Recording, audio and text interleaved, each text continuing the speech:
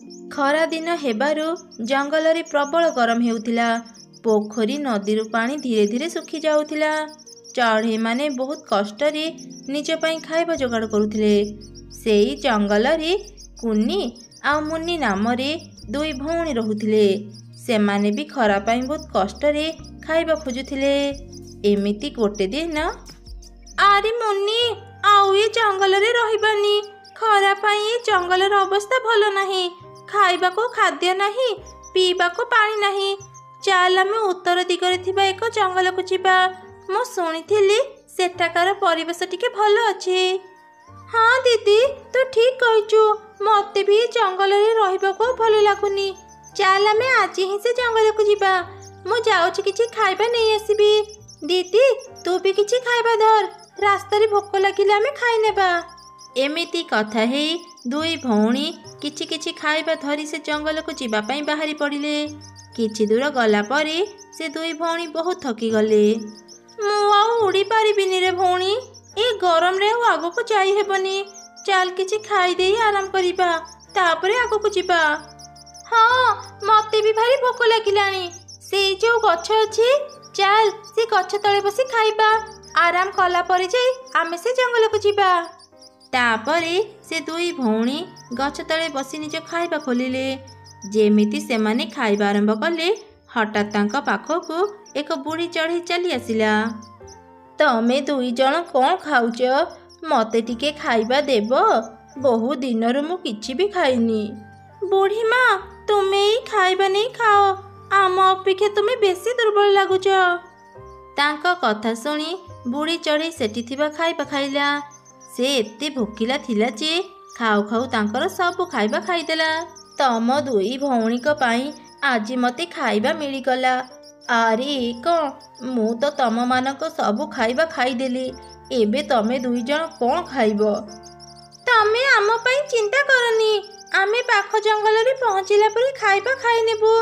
ଆରେ ଦିଦି, ରାତି ହେବା ପୂର୍ବରୁ ଚାଲ ଶୀଘ୍ର ସେ ଜଙ୍ଗଲରେ ପହଞ୍ଚିବା। ତମେ ଦୁଇ ଜଣ ନିଜ ଘର ଛାଡ଼ି କୁଆଡ଼େ ଯାଉଛ? ଭୋକରେ ମୁଁ ତମ ଦୁଇ ଜଣଙ୍କ ବିଷୟରେ ପଚାରିବାକୁ ଭୁଲି ଯାଇଛି। ତମେମାନେ କ'ଣ ବିପଦରେ ପଡ଼ିଛ? କୁହ ମୋତେ। ଯଦି ସମ୍ଭବ ହେବ ମୁଁ ତୁମ ଦୁଇ ଜଣଙ୍କୁ ସାହାଯ୍ୟ କରିବି। ବୁଢ଼ୀ ଚଢ଼େଇ ପାଖରୁ ଏମିତି ଶୁଣି ସେ ଦୁଇ ଭଉଣୀ ତାଙ୍କର ସବୁ ଘଟଣା ତାକୁ କହିଲେ। ତମ ଦୁଇ ଜଣଙ୍କୁ ଆଉ କୋଉଠିକି ବି ଯିବାକୁ ପଡ଼ିବନି। ଏ ଜଙ୍ଗଲର ଶେଷ ମୁଣ୍ଡରେ ଏକ ବଡ଼ ଆମ୍ବ ବଗିଚା ଅଛି। କିଛି ଦିନ ତଳେ ମୁଁ ସେ ଆମ୍ବ ବଗିଚାରେ ରହୁଥିଲି। ମୁଁ ଏବେ ତୀର୍ଥ କରିବାକୁ ବାହାରିଛି। ଜାଣିନି କେବେ ଫେରିବି। ଆଜିଠାରୁ ସେ ବଗିଚା ତମ ଦୁଇ ଭଉଣୀଙ୍କର। ତମେ ଦୁଇ ଜଣ ସେ ଆମ୍ବ ଗଛ ଗୁଡ଼ିକର ଯତ୍ନ ନିଅ। ଆଉ ସେ ଆମ୍ବ ବିକ୍ରି କରି ତମେମାନେ ଆରାମରେ ଚଳିପାରିବ। ଏମିତି ଶୁଣି ଦୁଇ ଭଉଣୀ ଖୁବ୍ ଖୁସି ହେଇଗଲେ। କିଛି ସମୟ ଚିନ୍ତା କଲା ପରେ ସେମାନେ କହିଲେ, ବୁଢ଼ୀ ମା, ଆମେ ଯେଉଁ ଜାଗାରେ ରହୁ ସେ ଜାଗାରୁ ପ୍ରତିଦିନ ଆମ୍ବ ବଗିଚାକୁ ଯିବା ସମ୍ଭବ ନୁହଁ। କିଏ ଯଦି ଆମ୍ବ ବଗିଚାକୁ ନଷ୍ଟ କରିଦିଏ, ଆମେ ତ ଜାଣି ବି ପାରିବୁନି। ସେଥିପାଇଁ ତମେମାନେ ଚିନ୍ତା କରନି। ସେ ଆମ୍ବ ବଗିଚାରେ ଦୁଇଟି ଆମ୍ବ ଘର ଅଛି। ଗୋଟେ ସାଧାରଣ ଆମ୍ବ ଘର ଆଉ ଗୋଟେ ସୁନାର ଆମ୍ବ ଘର। ତମେ ଦୁଇ ଭଉଣୀ ସେ ସାଧାରଣ ଆମ୍ବ ଘରେ ରହିବ। ସେ ଘରେ ରହିବାର ପୁରା ବ୍ୟବସ୍ଥା ଅଛି। ହେଲେ ହଁ, କେବେ ବି ଲୋଭ କରି ସୁନା ଆମ୍ବ ଘର ଭିତରକୁ ଯିବନି। ଯଦି ସେମିତି କର, ତମମାନଙ୍କର ବହୁତ କ୍ଷତି ହେବ। ଏମିତି କହି ସେ ବୁଢ଼ୀ ଚଢ଼େଇ ସେଠାରୁ ଚାଲିଗଲା। ଦୁଇ ଭଉଣୀ ଖୁସି ମନରେ ସେ ଆମ୍ବ ବଗିଚାକୁ ଗଲେ।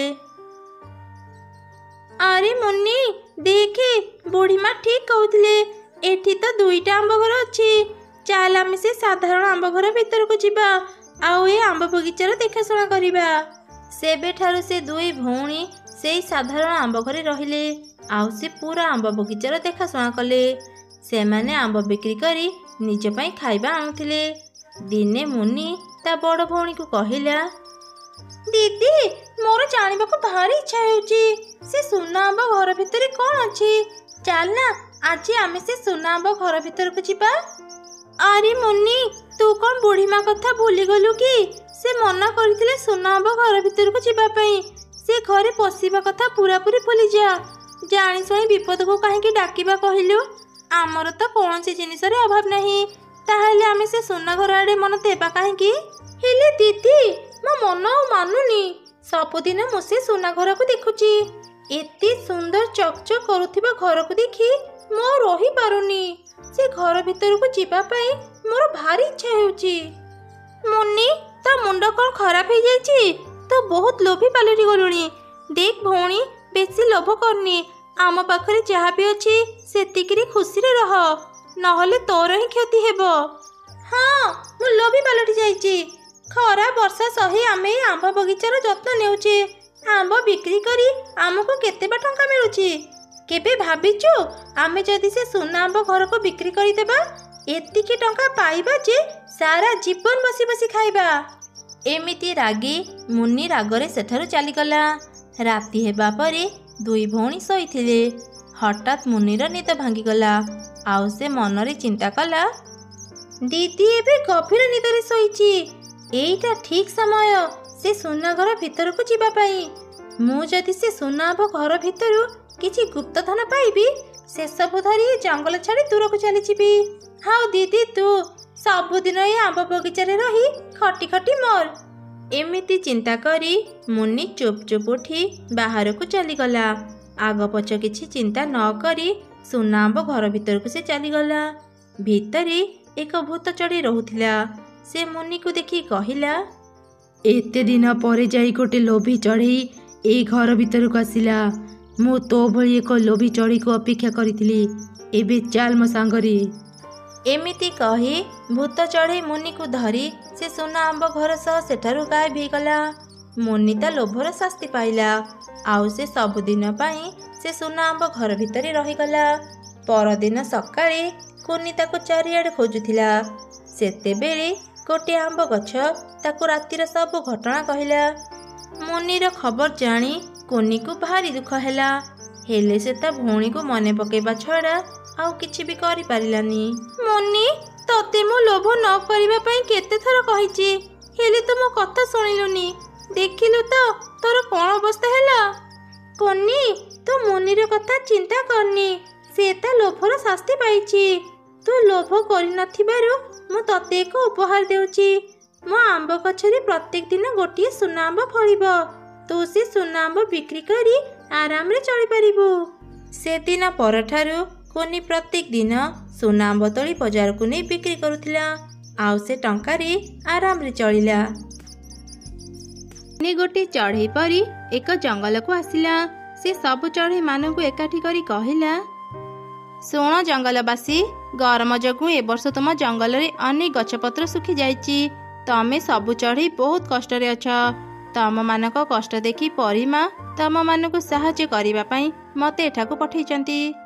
ସତରେ ପରି, ତୁମେ ଆମକୁ ସାହାଯ୍ୟ କରିବ?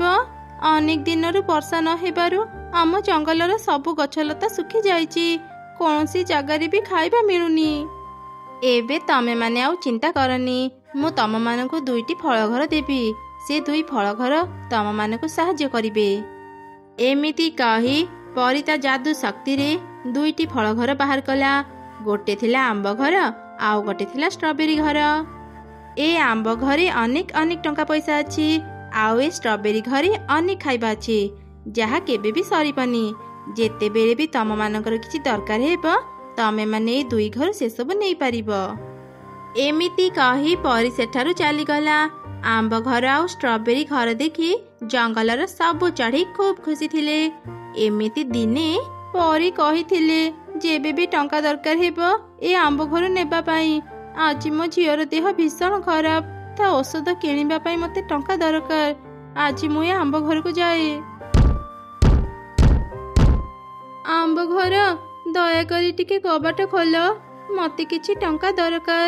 ମୋ ଝିଅର ଦେହ ଏବେ ଭୀଷଣ ଖରାପ। ଔଷଧ କିଣିବା ପାଇଁ ଏବେ ମୋ ପାଖରେ ଟଙ୍କା ନାହିଁ। ମୋତେ କିଛି ଟଙ୍କା ଦିଅ। ଆମ୍ବ ଘର, ଏ ଆମ୍ବ ଘର, ଏ ଚଢ଼େଇ ସାହାଯ୍ୟ ପାଇଁ ତ ପାଖକୁ ଆସିଛି। ତୁ ତାକୁ ତ ଘରେ ପଶିବାକୁ କାହିଁକି ଦେଉନୁ? ଭୁଲିଗଲୁ ପରିମା ଆମକୁ କ'ଣ କହିଥିଲେ? ସବୁ ସମୟରେ ଚଢ଼େଇମାନଙ୍କୁ ସାହାଯ୍ୟ କରିବା ପାଇଁ। ତା ନ କରି ତୁ ଏଯାଏଁ ଶୋଇ ରହିଛୁ। ଉଠ ଉଠ କହୁଛି। ଏ ଆମ୍ବ ଘର, ଆଖି ଖୋଲ। କିଏ କିଏ ମୋ କାନ ତଳେ ଏତେ ପାଟି କରୁଛି?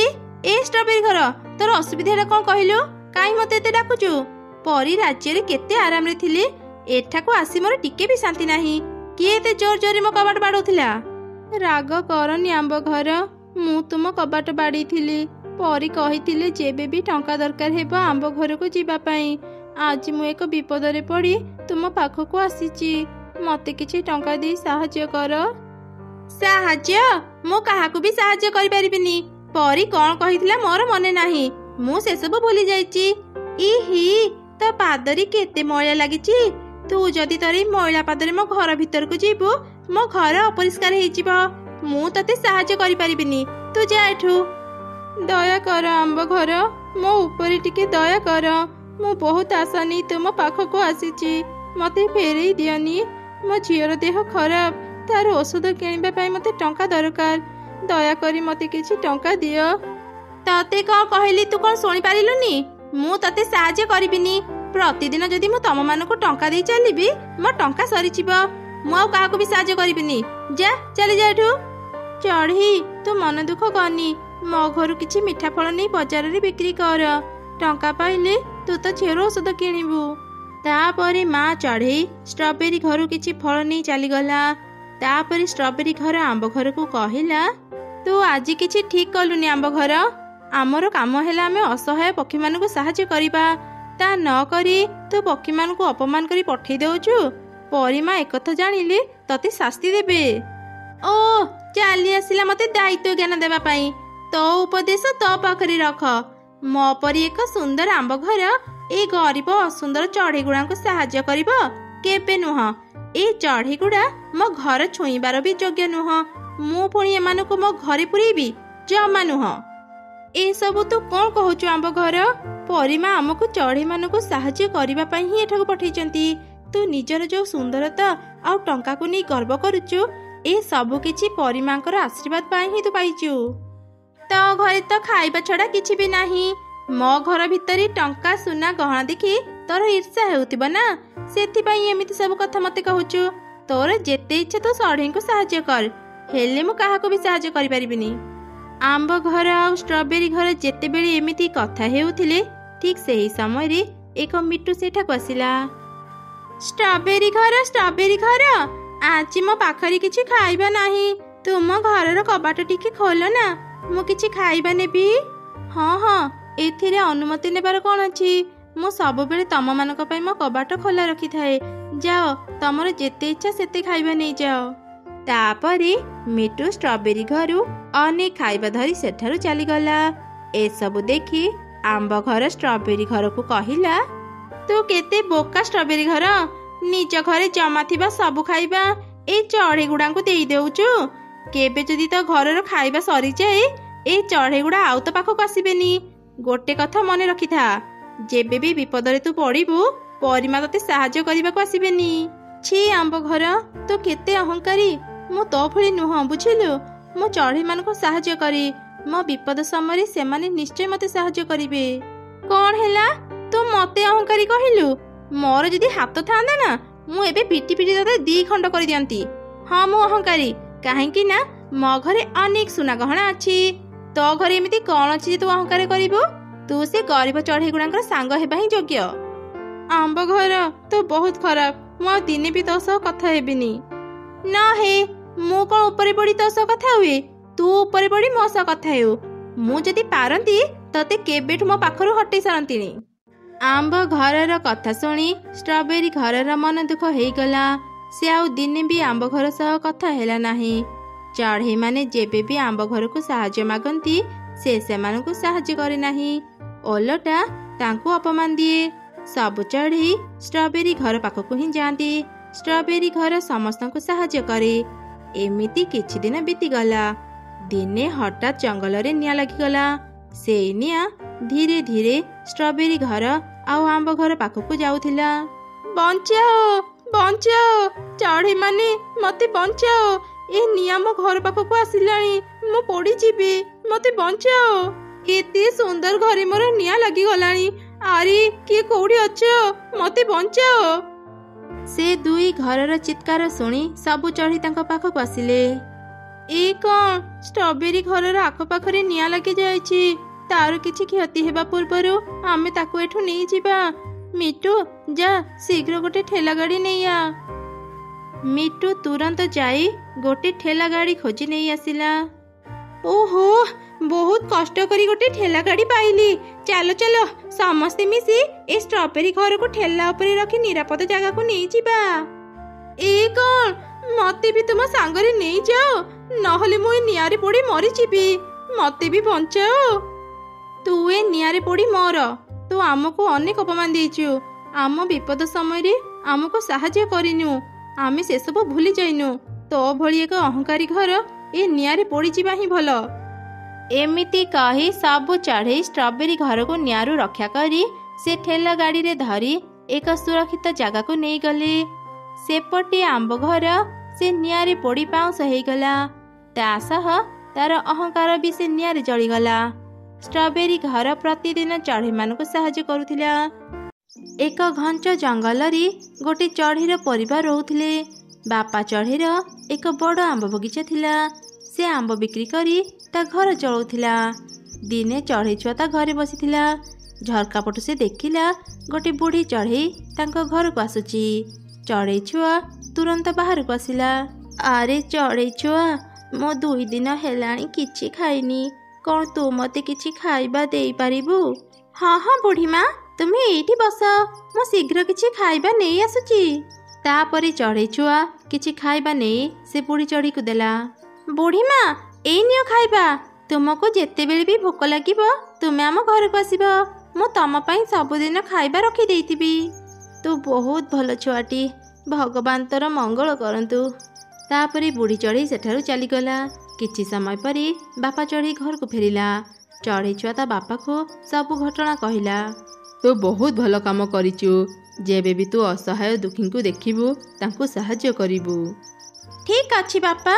ହେଲେ ବାପା, ଆମେ ବହୁତ ଦିନରୁ କୁଆଡ଼େ ବି ବୁଲିବାକୁ ଯାଇନାହାନ୍ତି। ଚାଲ ନା ବାପା, ଆମେ କାଲି ଆମ ଜଙ୍ଗଲ ପାଖ ପାର୍କକୁ ବୁଲିବା ପାଇଁ ଯିବା। ଠିକ୍ ଅଛି, କାଲି ମୁଁ ବଗିଚାର କାମ ସାରି ଶୀଘ୍ର ଘରକୁ ଫେରିବି। ତାପରେ ଆମେ ବୁଲିବା ପାଇଁ ଯିବା। ସେଦିନ ରାତି ଯାଇ ସକାଳ ହେଲା। ପୂର୍ବ ଦିନ ଭଳି ସେଦିନ ବି ସେ ବୁଢ଼ୀ ଚଢ଼େଇ ତାଙ୍କ ଘରକୁ ଆସିଲା। ବୁଢ଼ୀ ମା, ତୁମେ ଆସିଗଲ? ଜାଣିଛ, କାଲି ନା ମୋ ବାପାଙ୍କୁ ତୁମ କଥା କହିଲେ। ସେ ବହୁତ ଖୁସି ହେଇଗଲେ ଆଉ କହିଲେ ତୁମକୁ ଆହୁରି ସାହାଯ୍ୟ କରିବା ପାଇଁ। ମୁଁ ଜାଣିଛି ତୋ ବାପା ବହୁତ ଭଲ ଚଢ଼େଇଟେ। ତୁ ବି ତୋ ବାପା ଭଳି ବହୁତ ଭଲ। ତାପରେ ଚଢ଼େଇ ଛୁଆ ବୁଢ଼ୀ ମାକୁ ଖାଇବା ଦେଲା। ବୁଢ଼ୀ ଚଢ଼େଇ ସେଠାରୁ ଗଲା ପରେ ଚଢ଼େଇ ଛୁଆ ତା ବାପା ମାଙ୍କ ସହ ବୁଲିବା ପାଇଁ ଚାଲିଗଲା। ଏହିପରି ବେଶ କିଛି ଦିନ ବିତିଗଲା। ପ୍ରତିଦିନ ସେ ବୁଢ଼ୀ ଚଢ଼େଇଟି ଛୁଆ ଚଢ଼େଇ ପାଖରୁ ଖାଇବା ନେଉଥିଲା। ଦିନେ ଜଙ୍ଗଲରେ ପ୍ରବଳ ବର୍ଷା ହେଲା। ବାପା ଚଢ଼େଇର ଆମ୍ବ ବଗିଚାରେ ଥିବା ସବୁ ଆମ୍ବ ଗଛ ଭାଙ୍ଗିଗଲା। ଆରେ ଏ କ'ଣ ହେଇଗଲା? ମୋ ବଗିଚାର ସବୁ ଆମ୍ବ ଗଛ ଭାଙ୍ଗିଗଲା। ଏବେ ମୁଁ ମୋ ଘର କେମିତି ଚଳେଇବି? ତୁମେ ଚିନ୍ତା କରନି ବାପା, ସବୁ କିଛି ଠିକ୍ ହେଇଯିବ। ଚଢ଼େଇ ଛୁଆର କଥା ସରୁ ସରୁ ତା ବାପା ବେହୋସ ହେଇ ତଳେ ପଡ଼ିଗଲା। ମା ଛୁଆ ଶୀଘ୍ର ତାକୁ ଡାକ୍ତର ପାଖକୁ ନେଇଗଲେ। ଡାକ୍ତର ଚିକିତ୍ସା କରି କହିଲା, ଆପଣଙ୍କ ସ୍ୱାମୀର ହାର୍ଟ ଆଟାକ୍ ଆସିଛି। ଆମକୁ ଅପରେସନ୍ କରିବାକୁ ପଡ଼ିବ। ଏଥିରେ ବହୁତ ଟଙ୍କା ଖର୍ଚ୍ଚ ହେବ। ଟଙ୍କା ଯୋଗାଡ଼ କର, ଆମେ ଶୀଘ୍ର ଅପରେସନ୍ କରିବୁ। ଏ କ'ଣ କହୁଛନ୍ତି ଡାକ୍ତର ବାବୁ? ଆପଣ ମୋ ସ୍ୱାମୀକୁ ବଞ୍ଚାନ୍ତୁ। ମୋ ପାଖରେ କିଛି ଗହଣା ଅଛି। ମୁଁ ସେସବୁ ବିକ୍ରି କରି ଏବେ ହିଁ ଟଙ୍କା ନେଇ ଆସୁଛି। 2 ମା ଛୁଆ ଘରକୁ ଫେରିଲେ। ମା ଚଢ଼େଇଟି ଘର ଭିତରକୁ ତା ଗହଣା ଆଣିବାକୁ ଗଲା। ଠିକ୍ ସେହି ସମୟରେ ସେ ବୁଢ଼ୀ ଚଢ଼େଇଟି ସେଠାକୁ ଆସିଲା। ବୁଢ଼ୀ ମା, ମୋ ବାପାଙ୍କ ଦେହ ବହୁତ ଖରାପ। ସେ ହସ୍ପିଟାଲରେ ଅଛନ୍ତି। ଆଜି ମୋ ପାଖରେ କିଛି ଖାଇବା ନାହିଁ। ମୋ ବାପା ସୁସ୍ଥ ହେଇଯାଆନ୍ତୁ, ତୁମେ ଆସିବ। ଆଜି ମୁଁ ଖାଇବା ନେବା ପାଇଁ ଆସିନି। ଆଜି ମୁଁ ତମମାନଙ୍କୁ ସାହାଯ୍ୟ କରିବା ପାଇଁ ଆସିଛି। ହେଲେ ତୁମେ ମୋତେ କେମିତି ସାହାଯ୍ୟ କରିବ? ମୁଁ ସାଧାରଣ ଚଢ଼େଇ ନୁହଁ, ମୁଁ ଗୋଟେ ପରୀ। ଥରେ ଗୋଟେ ଯାଦୁଗର ମୋତେ ଧରିବାକୁ ଚାହୁଁଥିଲା। ସେ ଯାଦୁଗର ପାଖରୁ ରକ୍ଷା ପାଇବା ପାଇଁ ମୁଁ ତ ବାପାର ଆମ୍ବ ବଗିଚାରେ ଲୁଚିଥିଲି। ତୋ ବାପା ମୋତେ ସେ ଯାଦୁଗର ପାଖରୁ ରକ୍ଷା କରିଥିଲା। ମୁଁ ତ ବାପାକୁ ସାହାଯ୍ୟ କରିବାକୁ ଚାହୁଁଥିଲି, ହେଲେ ସେ କୌଣସି ଦିନ ବି ମୋଠୁ ସାହାଯ୍ୟ ନେଉନଥିଲା। ସେଥିପାଇଁ ମୁଁ ପ୍ରତ୍ୟେକ ଦିନ ବୁଢ଼ୀ ବେଶରେ ତୁମ ଘରକୁ ଆସୁଥିଲି, ତୁମର ଭଲ ମନ୍ଦ ବୁଝିବା ପାଇଁ। ତୁମେ କ'ଣ ସତରେ ଜଣେ ପରୀ? ମୋର ତ ବିଶ୍ୱାସ ହେଉନି। ତାପରେ ବୁଢ଼ୀ ଚଢ଼େଇଟି ତା ପ୍ରକୃତ ରୂପକୁ ଚାଲି ଆସିଲା। ପରୀ ଚଢ଼େଇ ଛୁଆକୁ ଧରି ତାଙ୍କ ବଗିଚାକୁ ଗଲା। ସେ ନିଜ ଯାଦୁରେ 2ଟି ଆମ୍ବ ଘର ତିଆରି କଲା। ଗୋଟେ ଥିଲା କଞ୍ଚା ଆମ୍ବ ଘର, ଆଉ ଗୋଟେ ଥିଲା ପାଚିଲା ଆମ୍ବ ଘର।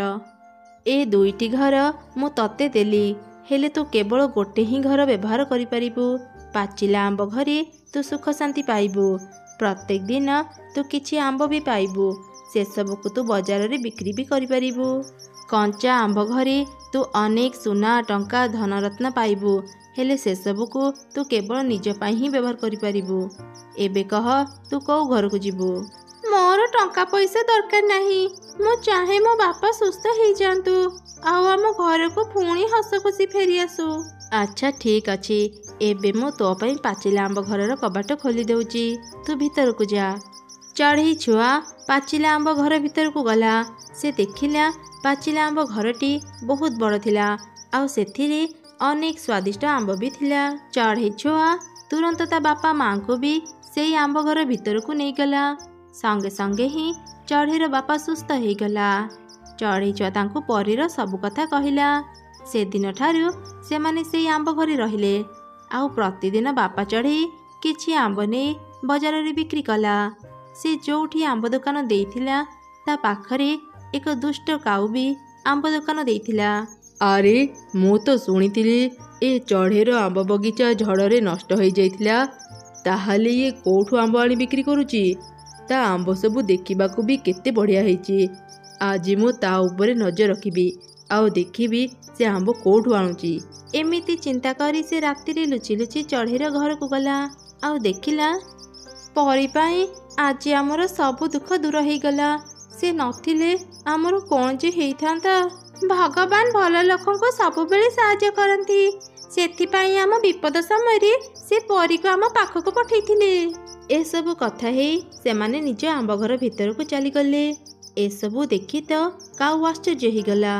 ଆଚ୍ଛା ଏମିତି ତାହେଲେ ଚଢ଼େଇ ଆମ୍ବ ପାଉଛି? ଏଠି ତ 2ଟି ଘର ଅଛି। ଚଢ଼େଇ ପାଚିଲା ଆମ୍ବ ଘରେ ରହୁଛି। ମୁଁ ଏ କଞ୍ଚା ଆମ୍ବ ଘର ଭିତରକୁ ଯାଇ ଦେଖେ। ମୁଁ ବି ଯଦି ଚଢ଼େଇ ଭଳି ଆମ୍ବ ପାଇବି ତାକୁ ବିକ୍ରି କରି ବଡ଼ ଲୋକ ହେଇଯିବି। ଏମିତି ଚିନ୍ତା କରି କାଉ ସେ ଘର ଭିତରକୁ ଗଲା ଆଉ ଦେଖିଲା ସେ ଘରେ ଅନେକ ସୁନା, ଟଙ୍କା, ଧନରତ୍ନର ଭଣ୍ଡାର ଅଛି। ଆରେ ବାଃ, ଏତେ ଧନରତ୍ନ ମୋର! ଏବେ ମୁଁ ଏସବୁ ବିକ୍ରି କରି ଅନେକ ଧନୀ ହେଇଯିବି। କାଉ କିଛି ସୁନା ଟଙ୍କା ଧରି ଘରୁ ବାହାରିବା ପାଇଁ ଚେଷ୍ଟା କଲା, ହେଲେ ସେ ଘର ଭିତରୁ ବାହାରି ପାରିଲାନି। ହଠାତ୍ ଘରଟି କଥା କହିଲା, ଏଇ ଧନ ସମ୍ପତ୍ତି ଆଜିଠୁ ତୋର, ହେଲେ ତୁ ଆଉ ଏ ଘରୁ ବାହାରି ପାରିବୁନି।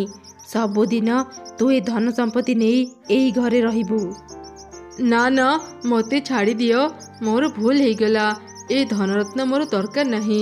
ତୁମେ ଯିଏ ବି ହେଇଥାଅ, ଦୟାକରି ମୋତେ ଛାଡ଼ି ଦିଅ। ମୁଁ ଆଉ କେବେ ବି ଏଠାକୁ ଆସିବିନି। ଠିକ୍ ଅଛି ଠିକ୍ ଅଛି, ଆଜି ପ୍ରଥମ ଥର ବୋଲି ମୁଁ ତତେ ଛାଡ଼ି ଦେଉଛି, ହେଲେ ଆଉ ଦିନେ ଯଦି ତୁ ଲୋଭ କରିବୁ କିମ୍ବା ଚଢ଼େଇର କିଛି କ୍ଷତି କରିବାକୁ ଚାହିଁବୁ, ମୁଁ ତତେ ପୁଣି ଥରେ ଏ କଞ୍ଚା ଆମ୍ବ ଘରେ ବନ୍ଦୀ କରିଦେବି। କାଉ ଏକଥାରେ ରାଜି ହେଇଗଲା ଆଉ ବାରମ୍ବାର କାନ୍ଦିଲା ତାକୁ ଛାଡ଼ିଦେବା ପାଇଁ। କଞ୍ଚା ଆମ୍ବ ଘରର କବାଟ ଖୋଲିଦେଲା। କାଉ ତୁରନ୍ତ ନିଜ ଜୀବନ ବଞ୍ଚେଇ ସେଠୁ ପଳେଇଲା। ସେ ଆଉ ଦିନେ ବି ସେଠାକୁ ଆସିଲାନି। ସେପଟେ ଚଢ଼େଇ ନିଜ ପରିବାର ସହ ଖୁସିରେ ସେ ପାଚିଲା ଆମ୍ବ ଘରେ ରହିଲା। ଦୂର ଏକ ଜଙ୍ଗଲରେ ଗୋଟିଏ ପରିଶ୍ରମୀ ଚଢ଼େଇ ରହୁଥିଲା। ତାର ଏକ ଡାଳିମ୍ବ ଗଛ ଥିଲା। ସେ ତାର ଡାଳିମ୍ବ ଗଛର ଖୁବ୍ ଯତ୍ନ ନେଉଥିଲା।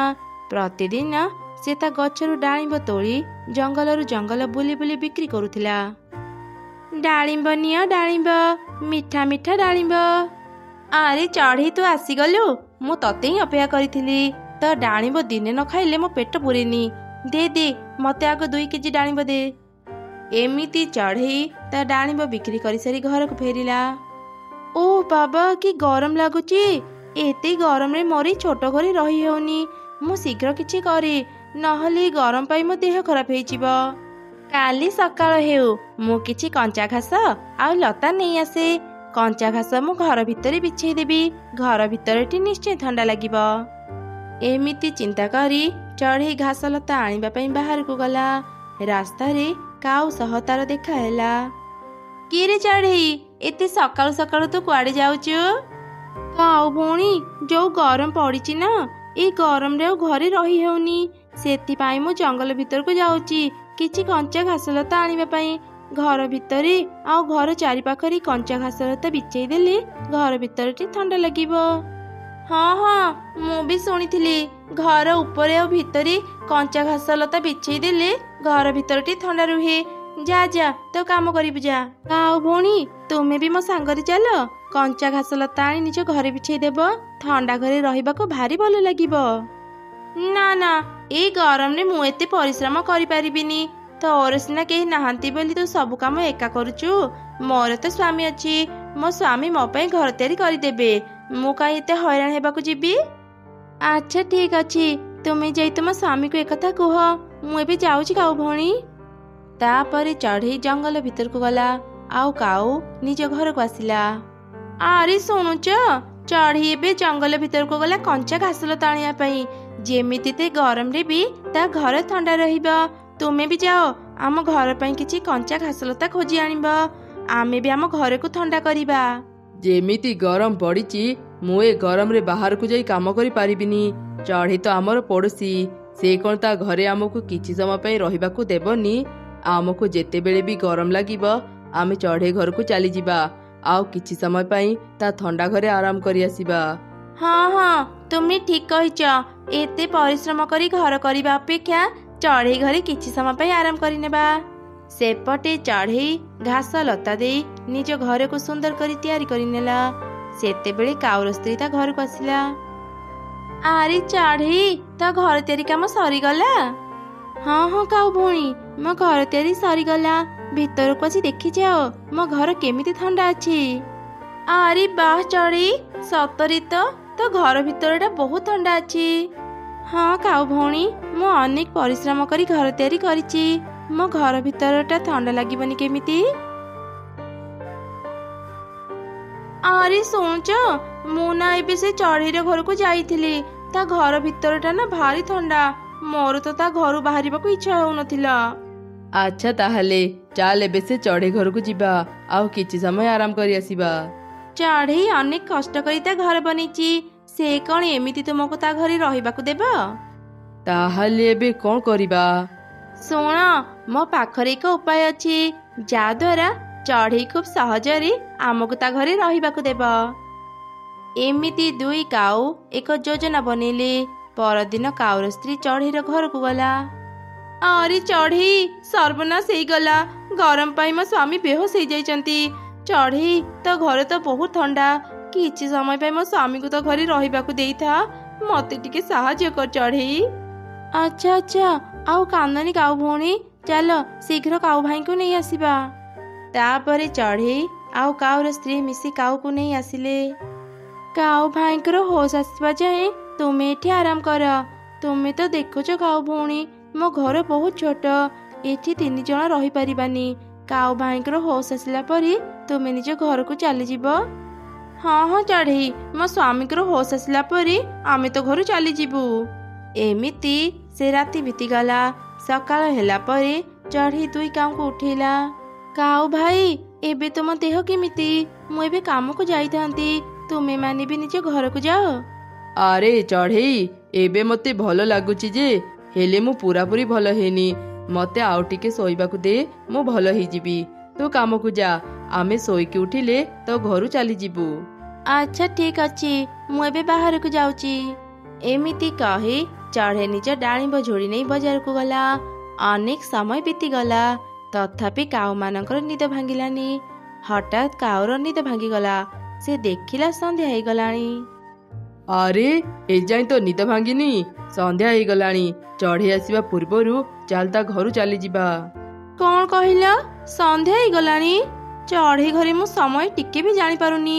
ଏଇ ଘର ଯଦି ଆମର ହେଇଥାନ୍ତା କେତେ ଭଲ ହେଇଥାନ୍ତା ନା? ଏମିତି ଘର କରିବା ପାଇଁ ଅନେକ ପରିଶ୍ରମ କରିବାକୁ ପଡ଼େ।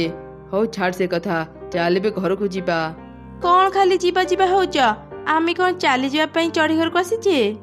ମାନେ ତୁ କ'ଣ କରିବାକୁ ଚାହୁଁଛୁ? ଆଉ କିଛି ସମୟ ଅପେକ୍ଷା କର, ତୁମେ ସବୁ ଜାଣିପାରିବ। ଆରେ ମୋ ଘର କ'ଣ ଭିତର ପଟୁ ବନ୍ଦ ଅଛି? କାଉମାନେ କ'ଣ ଏଯାଏଁ ମୋ ଘରୁ ଯାଇନାହାନ୍ତି? କାଉ ଭଉଣୀ, କାଉ ଭାଇ, କବାଟ ଖୋଲ, ମୁଁ ଘର ଭିତରକୁ ଯିବି। କିଏ ତୁ? ଆମ ଘରର କବାଟ କାହିଁକି ବାଡ଼ଉଛୁ? ମୁଁ ଚଢ଼େଇ, କବାଟ ଖୋଲ କାଉ ଭଉଣୀ, ମୁଁ ଘର ଭିତରକୁ ଯିବି। ତତେ ଆମେ ଚିହ୍ନିନୁ, ଆମ ଘର ଆଗରେ ପାଟି କରନି, ଚାଲି ଯା ଏଠୁ। ଏ କ'ଣ କହୁଛ ତମେ ମାନେ? ଏ ଘର ମୋର, ମୋ ଘରୁ ମତେ ଚାଲି ଯିବାକୁ କହୁଛ? ଏମିତି କରନି, କବାଟ ଖୋଲ, ମୁଁ ଭିତରକୁ ଯିବି। ହେଲେ କାଉମାନେ ଚଢ଼େଇର କିଛି କଥା ଶୁଣିଲେନି। ଚଢ଼େଇ ମନ ଦୁଃଖରେ ନିଜ ଡାଳିମ୍ବ ଗଛ ପାଖକୁ ଚାଲିଗଲା ଆଉ ସେଠି ବସି ଅନେକ କାନ୍ଦିଲା। କ'ଣ ହେଲା ଚଢ଼େଇ, ତୁ ଏମିତି କାନ୍ଦୁଛୁ କ'ଣ ପାଇଁ? କିଏ ଏମିତି କଥା କହୁଛ? ମୁଁ ତୋ ଡାଳିମ୍ବ ଗଛ କଥା କହୁଛି। ଆଜି ଯାଇ ମୁଁ ତତେ ଏମିତି କେବେ ବି କାନ୍ଦିବାର ଦେଖିନି। କହ ଚଢ଼େଇ, ତୋର ଆଜି କ'ଣ ହେଇଛି? ମୁଁ କାଉ ଆଉ ତାର ସ୍ତ୍ରୀକୁ ରହିବା ପାଇଁ ମୋ ଘର ଦେଇଥିଲି, ହେଲେ ସେମାନେ ବହୁତ ସ୍ୱାର୍ଥପର ଥିଲେ। ମୋ ଘରୁ ମତେ ବାହାର କରି ସେମାନେ ମୋ ଘରକୁ କବ୍ଜା କରିନେଲେ। ଏବେ ମୋ ପାଖରେ ରହିବାକୁ ଘର ନାହିଁ। ସେ ଦୁଇ କାଉ ଏତେ ସ୍ୱାର୍ଥପର? ତୁ ଆଉ ମନ ଦୁଃଖ କରନି ଚଢ଼େଇ, ସେମାନେ ଖୁବ୍ ଶୀଘ୍ର ତାଙ୍କ ଶାସ୍ତି ପାଇଯିବେ। ତୋର ଏ ବିପଦ ସମୟରେ ମୁଁ ତତେ ସାହାଯ୍ୟ କରିବି ଚଢ଼େଇ। ହେଲେ ତୁ ତ ଏକ ସାମାନ୍ୟ ଡାଳିମ୍ବ, ତୁ ମତେ କେମିତି ସାହାଯ୍ୟ କରିପାରିବୁ? ଆରେ ଚଢ଼େଇ, ମୁଁ ଏମିତି ସେମିତି ଡାଳିମ୍ବ ନୁହଁ, ମୁଁ ହେଉଛି ଯାଦୁର ଡାଳିମ୍ବ। ଏଇ ଡାଳିମ୍ବ ଘର ଆଜିଠୁ ତୋର। ତୁ ଏଇ ଡାଳିମ୍ବ ଘରେ ରହିବୁ। ଏଠି ସବୁ ସୁବିଧା ଅଛି। ଏଇ ଡାଳିମ୍ବ ଘର ଭିତରେ କିଛି ମଞ୍ଜି ଅଛି, ତୁ ସେସବୁ ନେଇ ଚାଷ କର। ଖୁବ୍ ଶୀଘ୍ର ଡାଳିମ୍ବ ଗଛ ବାହାରି ସେଥିରେ ଅନେକ ଡାଳିମ୍ବ ଫଳିବ। ତୁ ସେ ଡାଳିମ୍ବ ବିକ୍ରି କରି ଆରାମରେ ଚଳିପାରିବୁ। ଡାଳିମ୍ବର କଥା ଅନୁସାରେ ଚଢ଼େଇ ସେ ଡାଳିମ୍ବ ଘର ଭିତରକୁ ଗଲା ଆଉ ସେ ଘରୁ ଡାଳିମ୍ବ ମଞ୍ଜି ଆଣି ଚାଷ କଲା।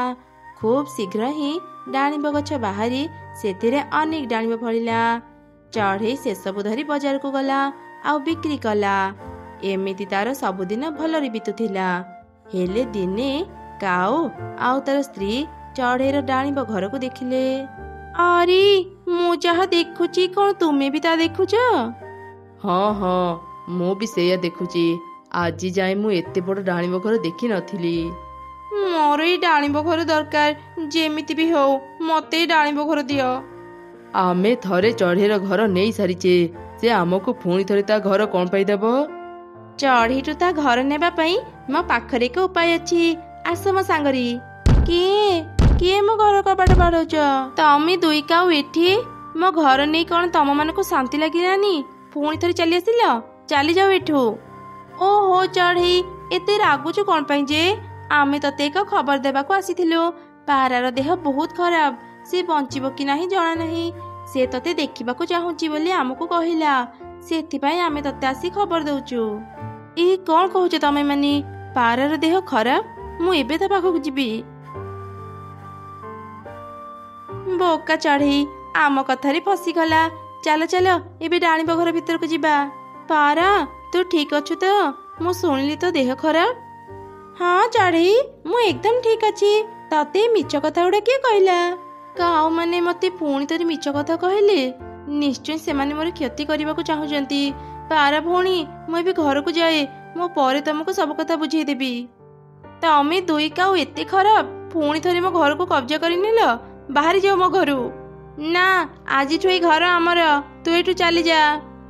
ମୁଁ ମୋ ଘର ଛାଡ଼ି କୁଆଡ଼େ ବି ଯିବିନି, ବାହାର ମୋ ଘରୁ। ଏ ସବୁ ଘଟଣା ଡାଳିମ୍ବ ବି ଦେଖୁଥିଲା। ସେ ଆଉ ସହି ନପାରି ତା ଶକ୍ତି ଦ୍ୱାରା ବିଷାକ୍ତ ଧୂଆଁ ଡାଳିମ୍ବ ଘର ଭିତରେ ବାହାର କଲା। ସେଇ ବିଷାକ୍ତ ଧୂଆଁ ଯୋଗୁଁ ଦୁଇ କାଉ ମରିଗଲେ। ଚଢ଼େଇ ନିଜ ଘରକୁ ଫେରି ପାଇ ଖୁବ୍ ଖୁସି ହେଇଗଲା ଆଉ ଶାନ୍ତିରେ ନିଜ ଜୀବନ ବିତେଇଲା। ବସନ୍ତପୁର ନାମକ ଏକ ଗାଁ ପାଖରେ ଛୋଟ ଏକ ଜଙ୍ଗଲ ଥିଲା। ସେଇ ଜଙ୍ଗଲରେ ଅନେକ ପ୍ରକାରର ପଶୁପକ୍ଷୀ ମିଳିମିଶି ରହୁଥିଲେ। ଏକ ଗଛରେ ଗୋଟେ ଚଢ଼େଇର ପରିବାର ରହୁଥିଲେ। ସେମାନେ ବେଶ ହସ ଖୁସିରେ ନିଜ ଦିନ କାଟୁଥିଲେ। ତାଙ୍କର କୌଣସିଥିରେ ବି ଅଭାବ ନଥିଲା, କାରଣ ବାପା ଚଢ଼େଇର ଏକ ଜମି ଥିଲା। ସେ ତା ଜମିରେ ଚାଷ କରି ନିଜ ଘର ଚଳାଉଥିଲା।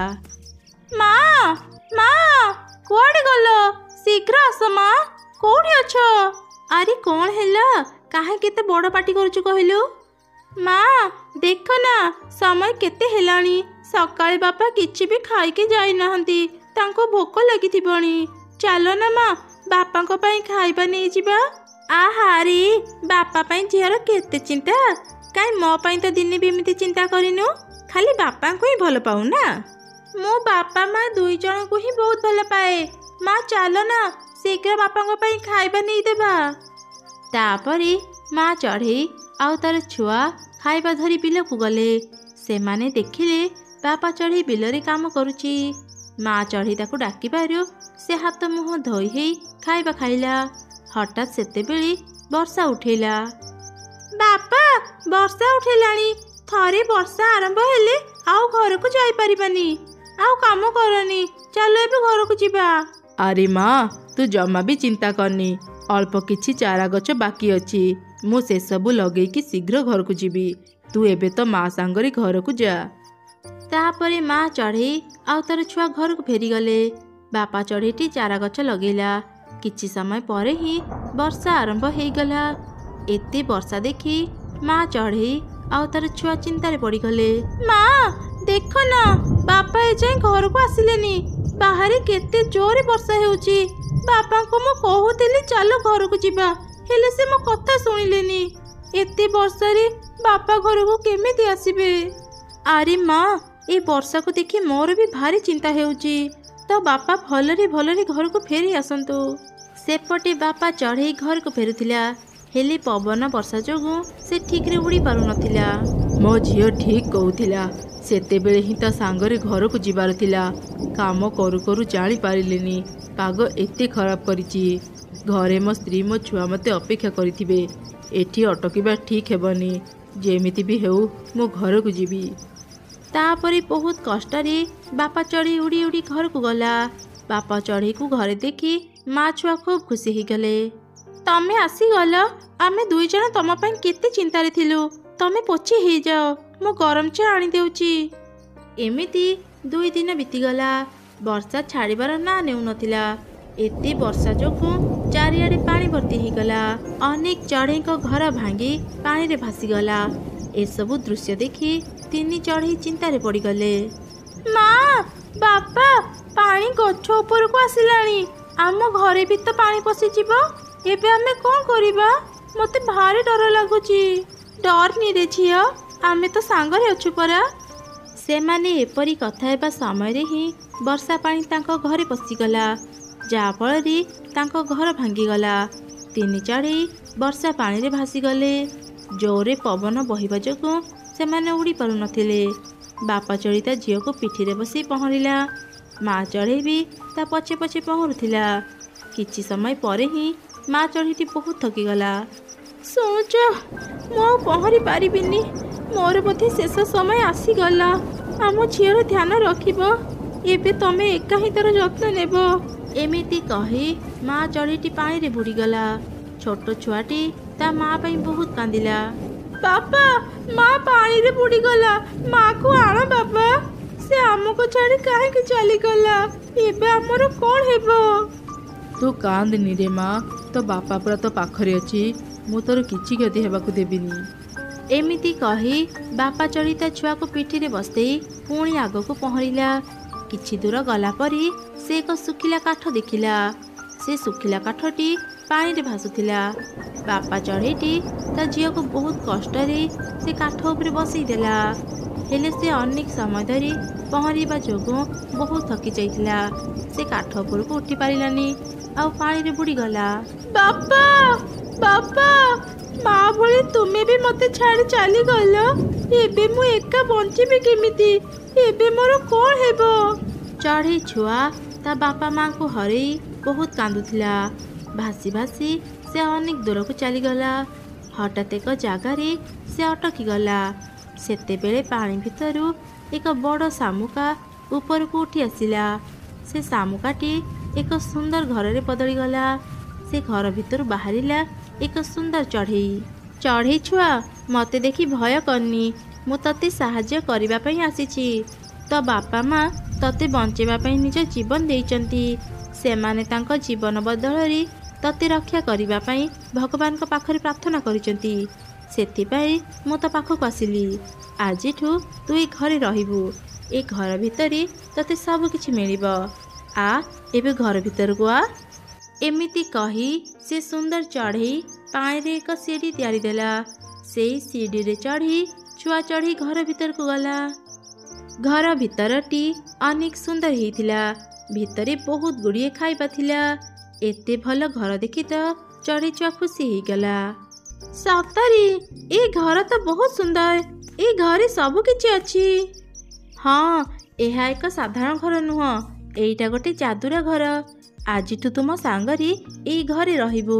ତ ବାପା ମାଙ୍କ ଭଳି ମୁଁ ତୋର ଯତ୍ନ ନେବି। ତୋର କିଛି ଅସୁବିଧା ହେବନି ରେ ଝିଅ। ସେଦିନ ପରଠାରୁ ଚଢ଼େଇ ଛୁଆ ସେ ସୁନ୍ଦର ଚଢ଼େଇ ସହ ସେଇ ଘରେ ରହିଲା। ଆମ୍ବ ନିଅନ୍ତୁ ଆମ୍ବ, ମିଠା ମିଠା ପାଚିଲା ଆମ୍ବ। ଆରେ ଚଢ଼େଇ ରହ ରହ, ମତେ କିଛି ଆମ୍ବ ଦେ। ଆଚ୍ଛା, ଗୋଟେ କେଜି ଆମ୍ବକୁ ତୁ କେତେ ଟଙ୍କା ନେଉଛୁ? ଗୋଟେ କେଜି ଆମ୍ବର ଦାମ 15 ଟଙ୍କା। ଏତେ କମ୍ ଟଙ୍କା? ତୋ ଆମ୍ବ ମିଠା ତ? ହଁ ହଁ, ମୋ ଆମ୍ବ ବହୁତ ମିଠା। ବିଶ୍ୱାସ ନହେଲେ ଗୋଟେ ଖାଇକି ଦେଖନ୍ତୁ।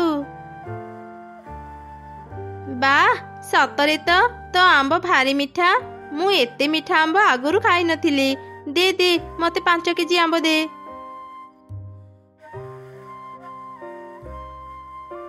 ଚମ୍ପା, ଏ ଚମ୍ପା, ଆରେ ଉଠୁ। ଆଉ କେତେ ସମୟ ଶୋଇବୁ? ଅଳସୁଆଣି କୋଉଠିକାର, ସବୁବେଳେ ଖାଲି ଶୋଇ ରହିଲା। ଚଢ଼େଇକୁ ଦେଖିବୁ ଯା, ସେ କେମିତି ପରିଶ୍ରମ କରି ଟଙ୍କା ରୋଜଗାର କରୁଛି। ଏଇ, ସେ ଚଢ଼େଇର ପ୍ରଶଂସା ମୋ ଆଗରେ କରିବନି। ତା ପ୍ରଶଂସା ଶୁଣିଲେ ମୋ ମୁଣ୍ଡ ଗରମ ହେଇଯାଏ। ସବୁବେଳେ ଖାଲି କାମ କାମ ହଉଛ। କଣ କାମ କରିବି ମୁଁ? କଣ କରିବୁ ମାନେ? ମୁଁ କାଲି ହିଁ ଗୋଟେ ଆମ୍ବ ଗଛ ଲଗେଇବି। ଯେତେବେଳେ ଆମ୍ବ ଫଳିବ ତୁ ବଜାରକୁ ନେଇ ଆମ୍ବ ବିକ୍ରି କରିବୁ। ଏ ଜଙ୍ଗଲର ଚଢ଼େଇମାନଙ୍କୁ ଆମ୍ବ ଖାଇବାକୁ ଭାରି ଭଲ ଲାଗେ। ଆମ୍ବ ବିକ୍ରି କଲେ ଆମର ବହୁତ ଟଙ୍କା ରୋଜଗାର ହେବ। ଆରେ ବାଃ, ତମର ତ ବହୁତ ବୁଦ୍ଧି। ଏକଦମ ଭଲ କଥାଟି କହିଲ। ଆଉ ଡେରି କରନି, ଯାଅ ଯାଅ, ଶୀଘ୍ର ଆମ୍ବ ଗଛ ଆଣିବ। ପରଦିନ କାଉ ଏକ ଆମ୍ବ ଗଛ ଧରି ଘରକୁ ଆସିଲା। ଏ ତୁମେ କେମିତିକା ଆମ୍ବ ଗଛ ଆଣିଛ? ଏଇ ଗଛରେ ତ ଗୋଟେ ବି ଆମ୍ବ ନାହିଁ। ଆରେ ମୂର୍ଖ, ଏତେ ଛୋଟ ଗଛରେ କଣ ଆମ୍ବ ଫଳିବ? ହେଲେ ତୁ ଚିନ୍ତା କରନି, ମୁଁ କେମିକାଲ ଇଞ୍ଜେକ୍ସନ ଦେଇ ଖୁବ୍ ଶୀଘ୍ର ଏ ଗଛରେ ଆମ୍ବ ଫଳି ପାରିବି। ତାପରେ କାଉ ତା ଆମ୍ବ ଗଛରେ କେମିକାଲ ମିଶା ଇଞ୍ଜେକ୍ସନ ଦେଲା। ଏହିପରି କିଛି ଦିନ ବିତିଗଲା। ଯେମିତି ଆମ୍ବ ଗଛ ଟିକେ ବଡ଼ ହେଲା, ସେଥିରେ କଞ୍ଚା ଆମ୍ବ ଧରିଲା। ଆରେ ଦେଖିବ ଆସ, ଆମ ଗଛରେ ଆମ୍ବ ଫଳିଛି। ମୁଁ ତ ବିଶ୍ୱାସ କରିପାରୁନି, ଏତେ ଶୀଘ୍ର ଆମ ଗଛରେ ଆମ୍ବ ଫଳିଲା। ହା ହା ହା, ଏସବୁ ମୋ କେମିକାଲ ଇଞ୍ଜେକ୍ସନର କମାଲ। ତୁ ଆଜିଠୁ ହିଁ ଆମ୍ବ ନେଇ ବଜାରକୁ ଯା। ହେଲେ ଏ ଆମ୍ବ ଗୁଡାକ ତ କଞ୍ଚା। ମୋ ପାଖରୁ କେହି ଆମ୍ବ କିଣିବେ ତ? କିଣିବେନି କାହିଁକି?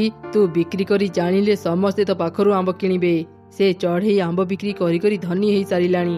ମୁଁ ତାକୁ ଆଉ ଟଙ୍କା ରୋଜଗାର କରିବାକୁ ଦେବିନି। ତାପରେ କାଉର ସ୍ତ୍ରୀ କଞ୍ଚା ଆମ୍ବ ଧରି ବଜାରକୁ ଗଲା ଆଉ ବିକ୍ରି କଲା। ଆମ୍ବ ନେଇଯାଅ ଆମ୍ବ, ଶସ୍ତା ଦାମରେ ମୋଠୁ ଆମ୍ବ ନେଇଯାଅ। ଆରେ କାଉ, ତ ଆମ୍ବ ଗୁଡାକ ତ କଞ୍ଚା। ମତେ କଞ୍ଚା ନୁହଁ, ମତେ ପାଚିଲା ଆମ୍ବ ଖାଇବାକୁ ଭାରି ଭଲ ଲାଗେ। ମୁଁ ଚଢ଼େଇ ପାଖରୁ ପାଚିଲା ଆମ୍ବ ନେବି। ଆରେ ଚଢ଼େଇ, ମତେ 2 କେଜି ଆମ୍ବ ଦେ। ଏ ବଦମାସ ଚଢ଼େଇ ପାଇଁ ମୋର ଗୋଟେ ବି ଆମ୍ବ ବିକ୍ରି ହଉନି। ଦେଖିବି ଇଏ କେତେ ଦିନ ଆମ୍ବ ବିକ୍ରି କରିବ। ଆରେ ତୁ ଆସିଗଲୁ, ଦେଖିବା ଆଜି ତୁ କେତେ ଆମ୍ବ ବିକ୍ରି କଲୁ। ଏ କଣ, ସବୁ ଆମ୍ବ ତ ଏଇଠି ଅଛି। ତୁ ଗୋଟେ ବି ଆମ୍ବ ବିକ୍ରି କରିନୁ। ଚଢ଼େଇର ପାଚିଲା ଆମ୍ବ ସମସ୍ତେ କିଣୁଛନ୍ତି। ତୁମର କଞ୍ଚା ଆମ୍ବକୁ ପଚାରିବ କିଏ? ସେ ଚଢ଼େଇ ଥିବା ଯାଏ ଆମର ଗୋଟେ ବି ଆମ୍ବ ବିକ୍ରି ହେବନି। କଣ ହେଲା? ସେ ଚଢ଼େଇ ପାଇଁ ଆମ୍ବ ବିକ୍ରି ହେଲା ନାହିଁ? ଆଜି ରାତି ହଉ, ମୁଁ ତ ଆମ୍ବ ଗଛକୁ କାଟିଦେବି। ନା ଥିବ ଗଛ, ନା ଚଢ଼େଇ ବିକ୍ରି କରିପାରିବ ଆମ୍ବ। ତୁମେ ଏକଦମ ଠିକ କଥାଟି କହିଛ। ମୁଁ ବି ଆଜି ତୁମ ସାଙ୍ଗରେ ଯିବି। ଏମିତି ଯୋଜନା କରି କାଉ ଆଉ ତାର ସ୍ତ୍ରୀ ରାତିରେ ଚଢ଼େଇର ଘରକୁ ଗଲେ ଆଉ ତାର ଆମ୍ବ ଗଛକୁ କାଟିଦେଲେ। ପରଦିନ ମା ଚଢ଼େଇ ଏ ଦୃଶ୍ୟ ଦେଖି ଅନେକ କାନ୍ଦିଲା। ଏ କଣ ସର୍ବନାଶ ହେଇଗଲା? କିଏ ମୋ ଗଛକୁ କାଟିଦେଲା? ଏବେ ମୁଁ କେମିତି ଆମ୍ବ ବିକ୍ରି କରିବି? ଆମ୍ବ ବିକ୍ରି ନ କଲେ ଆମେ ଖାଇବୁ କଣ?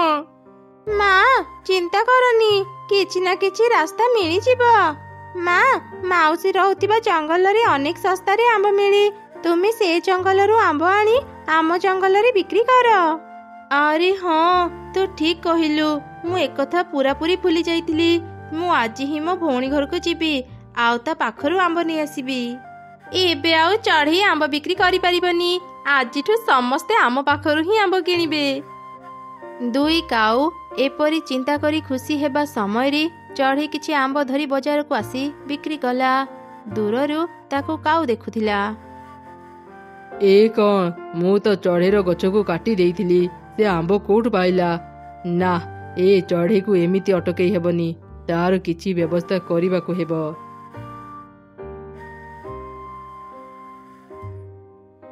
ଆରେ ଏବେ କ'ଣ କରିବା?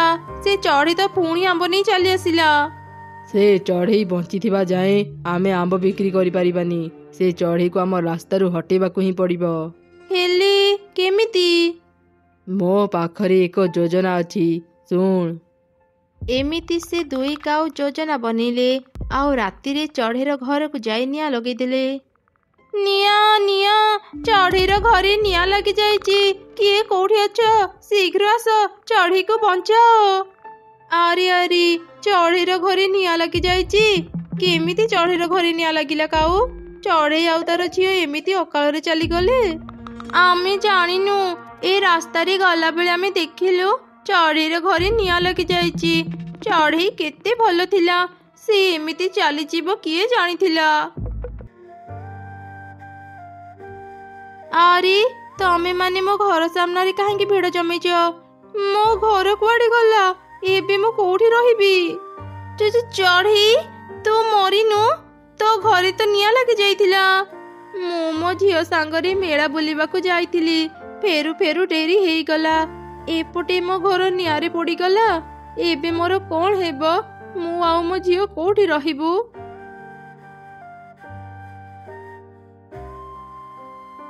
ମା, ମତେ ଭାରି ଭୋକ ଲାଗିଲାଣି। ମୁଁ ଆଉ ଆଗକୁ ଯାଇପାରିବିନି। ଥକା ମେଣ୍ଟେଇବା ପାଇଁ ଆମ ପାଖରେ ଜାଗା ବି ନାହିଁ। ଏବେ ଆମେ କ'ଣ କରିବା ମା? ମାରି, ଆମ ସହ ଏମିତି ହେବ କିଏ ଜାଣିଥିଲା? ତୋ ବାପା ଚାଲିଯିବା ପରେ ମୁଁ କେତେ ଯତ୍ନରେ ତତେ ବଡ଼ କରିଥିଲି। କୋଉ ଜିନିଷରେ ବି ତତେ ଅଭାବରେ ରଖିନଥିଲି। ହେଲେ ଆଜି ମୁଁ ତତେ ଖାଇବାକୁ ବି ଦେଇପାରୁନି। ମା, ସେପଟେ ଦେଖ, କେତେ ସୁନ୍ଦର ଘାସ ଅଛି। ଚାଲ ସେଠାକୁ ଯାଇ ଟିକେ ଆରାମ କରିବା। କ'ଣ କହିଲୁ ରେ ମା? ଘାସରେ ଆରାମ କରିବୁ? ତୋ କଥା ଶୁଣି ମତେ ଏକ ଉପାୟ ମିଳିଗଲା। କ'ଣ ଉପାୟ ମା? ମୁଁ ଯଦି ଏ ଘାସରେ ଗୋଟେ ଘର ତିଆରି କରି ପାରିବି, ଆମକୁ ଆଉ ଘର ଖୋଜିବାକୁ ପଡ଼ିବନି ରେ ମା। ଠିକ୍ ଅଛି ମା, ଘର ତିଆରି କରିପାରି ମୁଁ ବି ତୁମକୁ ସାହାଯ୍ୟ କରିବି। ତାପରେ ମା ଛୁଆ ମିଶି ଘାସରେ ଏକ ସୁନ୍ଦର ଘର ତିଆରି କଲେ ଆଉ ସେଥିରେ ରହିଲେ। ସେପଟେ ଚଢ଼େଇ ନଥିବାରୁ ସମସ୍ତେ ବାଧ୍ୟ ହେଇ କାଉ ପାଖରୁ କଞ୍ଚା ଆମ୍ବ କିଣୁଥିଲେ। ଆରେ ଶୁଣୁଛ, ଆଉ କେତେ ଦିନ କଞ୍ଚା ଆମ୍ବ ବିକ୍ରି କରିବା? ସମସ୍ତଙ୍କୁ ପାଚିଲା ଆମ୍ବ ଦରକାର। ଆମ ଗଛର ଆମ୍ବ ଶୀଘ୍ର ବି ପାଚୁନି। ଏବେ କ'ଣ କରିବା? କଞ୍ଚା ଆମ୍ବକୁ କେମିତି ପାଚିଲା ଆମ୍ବ କରିହେବ ତା ମୁଁ ଭଲ ଭାବରେ ଜାଣିଛି। ତୁ ଖାଲି ଦେଖେ ମୁଁ କ'ଣ କରୁଛି। କାଉ ବଜାରକୁ ଯାଇ ହଳଦିଆ ରଙ୍ଗ ଆଣିଲା ଆଉ ତାର ସବୁ କଞ୍ଚା ଆମ୍ବକୁ ହଳଦିଆ ରଙ୍ଗ ଦେଲା। କାଉର ସବୁ ଆମ୍ବ ପାଚିଲା ଦେଖାଗଲା। ତାପରେ କାଉର ସ୍ତ୍ରୀ ସେ ସବୁ ଧରି ବଜାରକୁ ଗଲା। କାଉ ଆଣ୍ଟି, ତୁମ ଆମ୍ବ ସବୁ ବଢିଆ ଦେଖାଯାଉଛି। ମତେ 1 କେଜି ଆମ୍ବ ଦିଅ। ମୁଁ ଟଙ୍କା ଆଣିଛି, ଏଇ ନିଅ। ମା, ଦେଖ ମୁଁ କେତେ ସୁନ୍ଦର ପାଚିଲା ଆମ୍ବ ଆଣିଛି। ଆମ୍ବ ଦେଖି ମତେ ଖାଇବାକୁ ଭାରି ଇଚ୍ଛା ହେଉଛି। ମୁଁ ଆଗ ଗୋଟେ ଖାଏ। ତୁ ଛି, କି ଖଟା! ଉପରେ ପାଚିଲା ଆମ୍ବ ଦେଖାଯାଉଛି, ହେଲେ ଭିତରଟା ଏତେ ଖଟା କାହିଁକି ମା? ଆରେ ଏଗୁଡ଼ା ତ କଞ୍ଚା ଆମ୍ବ। ସେ ବଦମାସ କାଉ କଞ୍ଚା ଆମ୍ବକୁ ରଙ୍ଗ କରି ବିକୁଛି। ମୁଁ ଏବେ ତା ପାଖକୁ ଯାଏ। ଏ ବଦମାସ କାଉ ଦଳ, ତମେ ମାନେ ଏସବୁ କ'ଣ ବିକ୍ରି କରୁଛ? କଞ୍ଚା ଆମ୍ବକୁ ରଙ୍ଗ କରି ପାଚିଲା ଆମ୍ବ କହି ବିକ୍ରି କରୁଛ? ମିଛ କୁହନ୍ତୁନି ଚିଲ ଦିଦି, ଆମର ସବୁ ଆମ୍ବ ପାଚିଲା। ଆମକୁ ଖାଲିଟାରେ ବଦନାମ କରନି। କ'ଣ ମୁଁ ମିଛ କହୁଛି? ଏବେ ତମମାନଙ୍କୁ ଅସଲ ଚେହେରା ସମସ୍ତଙ୍କ ସାମ୍ନାକୁ ଆଣୁଛି। ଏମିତି କହି ଚିଲ କାଉମାନଙ୍କ ଆମ୍ବରେ ପାଣି ଢାଳିଲା, ଯାହାଦ୍ୱାରା ଆମ୍ବର ରଙ୍ଗ ଛାଡ଼ିଗଲା। ଏସବୁ ଘଟଣା ଯେତେବେଳେ ସମସ୍ତେ ଜାଣିଲେ, ସମସ୍ତେ ଦୁଇ କାଉଙ୍କୁ ବହୁତ ପିଟିଲେ। କାଉମାନେ ଭୟରେ ସେ ଜାଗା ଛାଡ଼ି ଚାଲିଗଲେ। ରାସ୍ତାରେ ଚଢ଼େଇର ଘାସ ଘର ଦେଖି ସେମାନେ ତା ଭିତରକୁ ଗଲେ। ଏଇ କ'ଣ, ତମେ ଦୁଇ କାଉ ମୋ ଘରେ କ'ଣ କରୁଛ? ବାହାର ମୋ ଘରୁ। ଆରେ ଚଢ଼େଇ, ଦୟାକରି ପାଟି କରନି। ସମସ୍ତେ ଆମକୁ ମାରିବା ପାଇଁ ଆମ ପଛରେ ପଡ଼ିଛନ୍ତି। ଆମକୁ ଲୁଚିବାରେ ଟିକେ ସାହାଯ୍ୟ କର। ସାହାଯ୍ୟ? ପୁଣି ତମମାନଙ୍କୁ? ମୁଁ ତମମାନଙ୍କ ବିଷୟରେ ସବୁ ଜାଣେ। ତମେମାନେ ପ୍ରଥମେ ମୋ ଗଛ କାଟିଲ, ତାପରେ ମୋ ଘରେ ନିଆଁ ଲଗେଇଦେଲ। କ'ଣ ଭାବୁଥିଲ ମୁଁ କିଛି ଜାଣିପାରିବିନି? ଆରେ କିଏ କୋଉଠି ଅଛ? ଏ ଦୁଇ କାଉ ମୋ ଘରେ ଲୁଚିଛନ୍ତି, ଶୀଘ୍ର ଏଠାକୁ ଆସ। ଚଢ଼େଇର ପାଟି ଶୁଣି ସମସ୍ତେ ତା ଘରକୁ ଗଲେ ଆଉ କାଉ ମାନଙ୍କୁ ପିଟି ପିଟି ସେ ଜଙ୍ଗଲରୁ ବାହାର କରିଦେଲେ। ଏମିତି ସେ ଦୁଇ କାଉ ଉଚିତ ଶିକ୍ଷା ପାଇଲେ।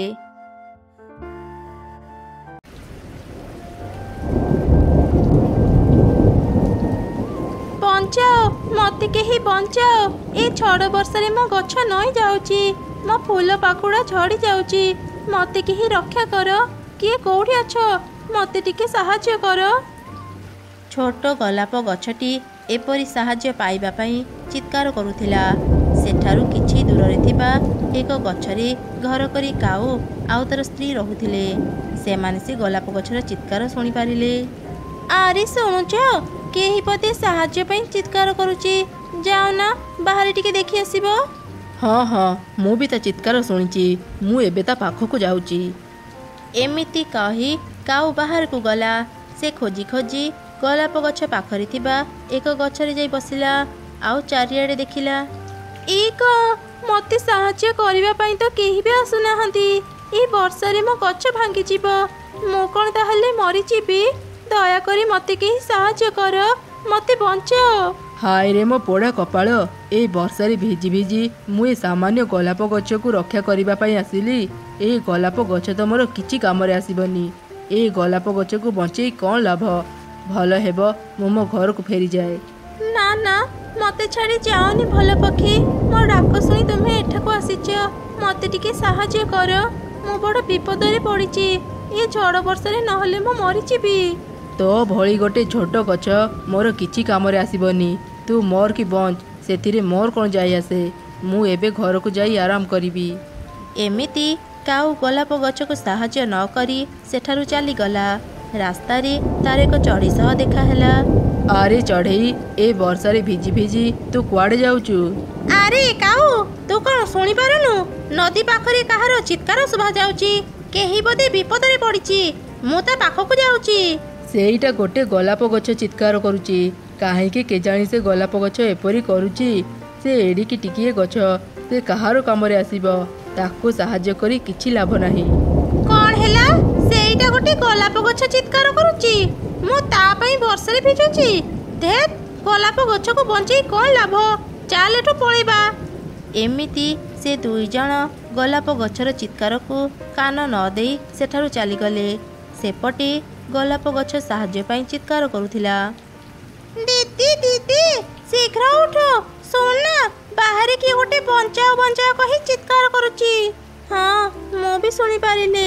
ତୁ ଘରେ ଥା, ମୁଁ ଯାଇ ଦେଖେ କିଏ ବାହାରେ ଏମିତି ଚିତ୍କାର କରୁଛି। ଚଢ଼େଇ ଛୁଆ ବାହାରକୁ ଗଲା। ସେ ଖୋଜି ଖୋଜି ଗୋଲାପ ଗଛ ପାଖରେ ପହଞ୍ଚିଗଲା। କ'ଣ ହେଲା? ତୁମେ ଏମିତି ଚିତ୍କାର କାହିଁକି କରୁଛ? ଚଢ଼େଇ ଛୁଆ, ମତେ ଟିକେ ସାହାଯ୍ୟ କର। ଏତେ ଝଡ଼ ବର୍ଷା ମୋ ଛୋଟ ଗଛଟି ସହିପାରୁନି। ଏମିତି ଯଦି ବର୍ଷା ଲାଗି ରହିବ, ଶୀଘ୍ର ମୋ ଗଛ ଉପୁଡ଼ିଯିବ ଆଉ ଏ ବର୍ଷା ପାଣିରେ ଭାସିଯିବ। ନା ନା, ଭୟ କରନି ଗୋଲାପ ଗଛ। ତୁମେ ଟିକେ ଅପେକ୍ଷା କର, ମୁଁ ତୁମକୁ ନିଶ୍ଚୟ ସାହାଯ୍ୟ କରିବି। ଆରେ ଭଉଣୀ, ଆମ ଘରେ ଯେଉଁ ଛତା ଅଛି, ତୁ ମତେ ଶୀଘ୍ର ସେ ଛତାଟା ଦେଲୁ। ମୁଁ ସେ ଛତାକୁ ନେଇ ଗୋଲାପ ଗଛ ଉପରେ ରଖିଦେବି। ଗୋଲାପ ଗଛକୁ ଘୋଡ଼େଇ ଦେବୁ ମାନେ? ତୁ କାହା ପାଖକୁ ଯାଇଥିଲୁ? ଆରେ ଭଉଣୀ, ଯିଏ ଚିତ୍କାର କରୁଥିଲା ସେଇଟା ଗୋଟେ ଛୋଟ ଗୋଲାପ ଗଛ। ଏ ଝଡ଼ ବର୍ଷାରେ ସେ ଗଛଟି ନଇଁ ଯାଇଛି, ସେଥିପାଇଁ ସେ କଷ୍ଟରେ ଚିତ୍କାର କରୁଥିଲା। ତୁ ଶୀଘ୍ର ମତେ ସେ ଛତାଟା ଦେ ତ, ମୁଁ ଗୋଲାପ ଗଛ ଉପରେ ରଖିଦେବି। ତାହେଲେ ସେ ଗଛ ଉପରେ ଆଉ ବର୍ଷା ପାଣି ପଡ଼ିବନି। ହେଲେ ଦିଦି, ଆମ ପାଖରେ ତ କେବଳ ଗୋଟିଏ ହିଁ ଛତା ଅଛି। ବାପା ମା ଆମକୁ ଛାଡ଼ିଯିବା ପୂର୍ବରୁ କହିଥିଲେ ବର୍ଷାରେ କେବେ ଯଦି ଆମ ଘର ଭାଙ୍ଗିଯାଏ ସେ ଛତା ତଳେ ଆଶ୍ରୟ ନେବା ପାଇଁ। ତୁ ଯଦି ସେ ଛତା ଗୋଲାପ ଗଛକୁ ଦେଇଦେବୁ, ଆମର କ'ଣ ହେବ? ଆମ ବିପଦ ସମୟରେ ଆମେ କୋଉଠିକି ଯିବା?